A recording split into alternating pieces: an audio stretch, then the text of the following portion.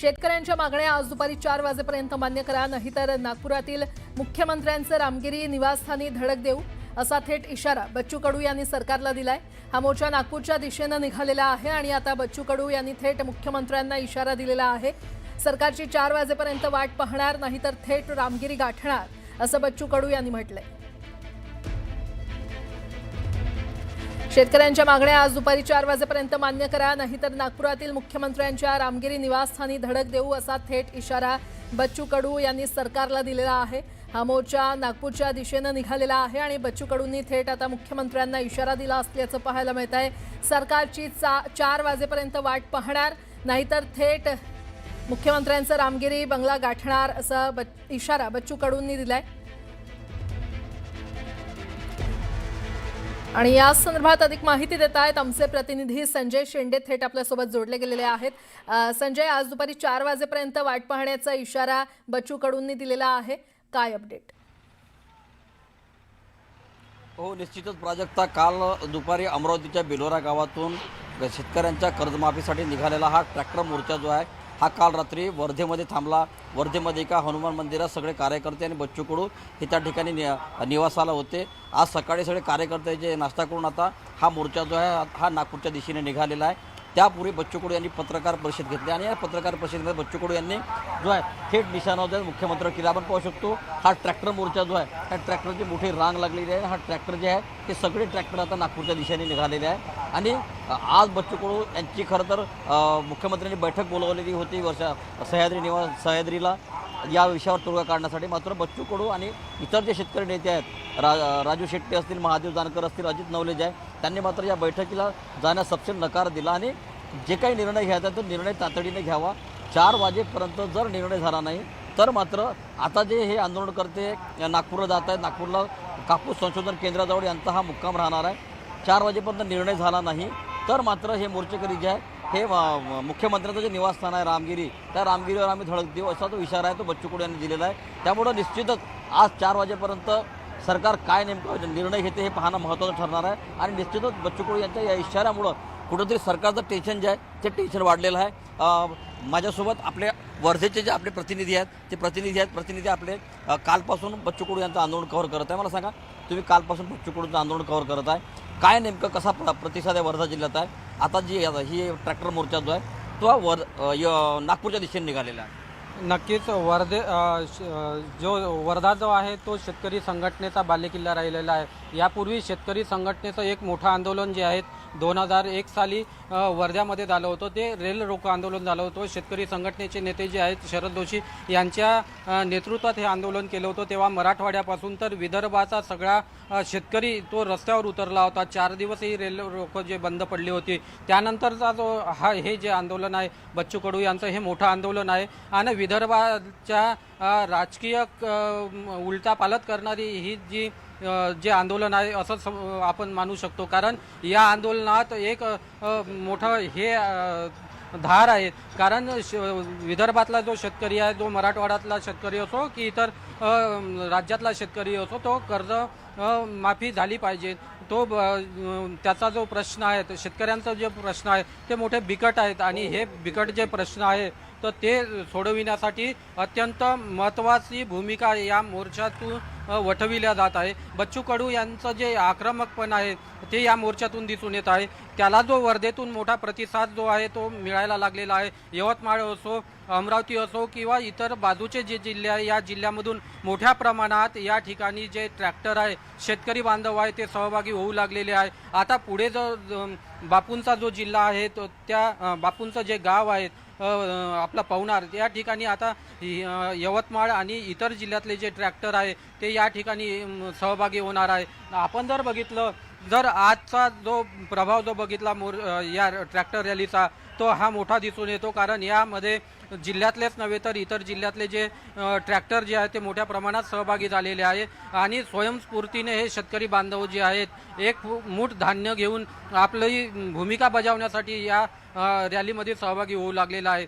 कारण हे जे वर्धा जिल्हा आहे ही शेतकऱ्यांची आंदोलनाची कर्मभूमी राहिलेली आहे। वर्धा जिल्ह्याला शेतकरी ठीक आहे संघटने संजय, वेळोवेळी तुमच्याकडून अपडेट घेत राहू। तुर्तास धन्यवाद या संपूर्ण माहितीसाठी। दरम्यान बच्चू कडूंच्या आंदोलनाची राज्य सरकारनं गंभीर दखल घेतलेली आहे। मुख्यमंत्री देवेंद्र फडणवीसांनी तात्काळ बैठक बोलावली आहे। सह्याद्री अतिथीगृहावर होणाऱ्या बैठकीत मुख्यमंत्री देवेंद्र फडणवीस, उपमुख्यमंत्री एकनाथ शिंदे, अजित पवार आणि चंद्रशेखर बावनकुळे उपस्थित राहणार आहेत।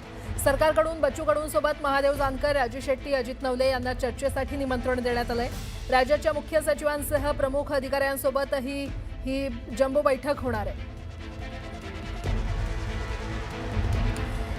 बच्चू कडूंच्या आंदोलनाची आता सरकारकडून गंभीर दखल घेतली गेली असल्याचं पाहायला मिळत आहे। मुख्यमंत्री फडणवीसांनी तात्काळ बैठक बोलावलेली आहे।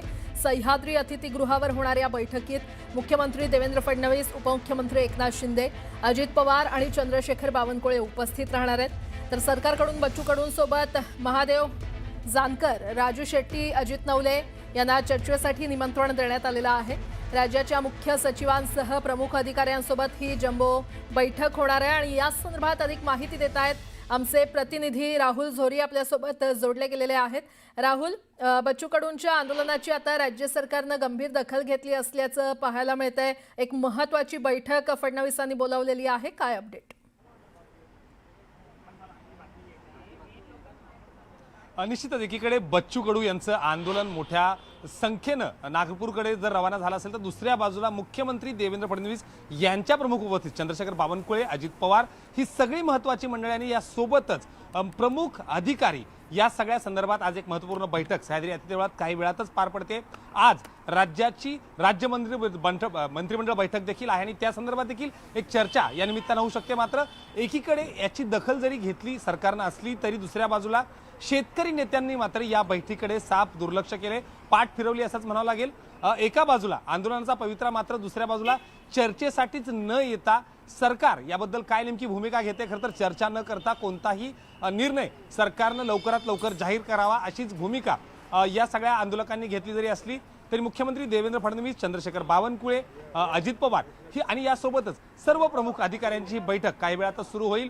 राज्य सरकार शेतकऱ्यांच्या बाबतीत गंभीर असून त्याबाबत लवकरात लवकर निर्णय घेतला जाईल त्या संदर्भातली बैठक आणि बैठकीला या सर्व नेत्यांना देखील निमंत्रण होतं। यामध्ये अजित नवले असतील, राजू शेट्टी, महादेव जानकर आणि सर्वात महत्त्वाचं म्हणजे बच्चू कडू यांना देखील निमंत्रण होतं।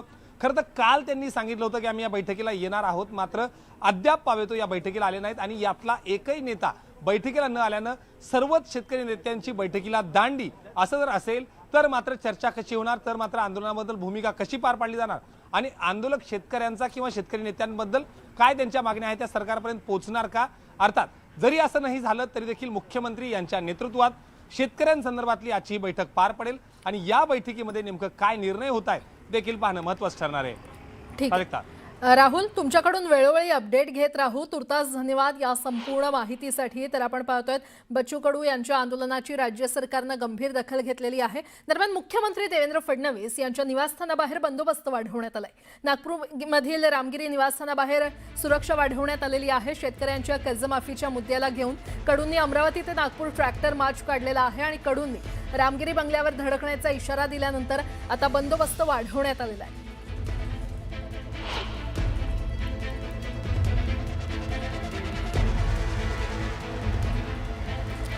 ही नागपुरातली दृश्य आपण पाहतोय। बच्चू कडू यांच्या मोर्चामुळे आता बंदोबस्तात वाढ करण्यात आलेली आहे। रामगिरी निवासस्थानाबाहेर सुरक्षा वाढवण्यात आलेली आहे।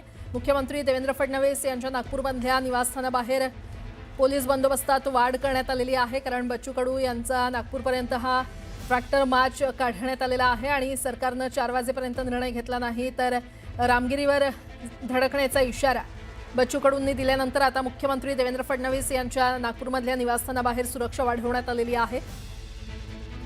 पोलिसांचा बंदोबस्त नागपूरमध्ये वाढवण्यात आलेला आहे। बच्चू कडू यांच्या मोर्चामुळे पोलीस बंदोबस्तात वाढ करण्यात आलेली आहे। कालपासून बच्चू कडू यांनी शेतकरी एल्गार मोर्चा काढलेला आहे आणि त्यांनी धडक मोर्चा हा मुख्यमंत्र्यांच्या बंगल्यावर नेण्यावर असण्याचा एल्गार केलेला आहे। या दृष्टीने मुख्यमंत्र्यांचा बंगला आहे, रामगिरी बंगला आहे, नागपुरातील शासकीय निवासस्थान आहे. येथील सुरक्षा व्यवस्था वाढवण्यात आलेली आहे.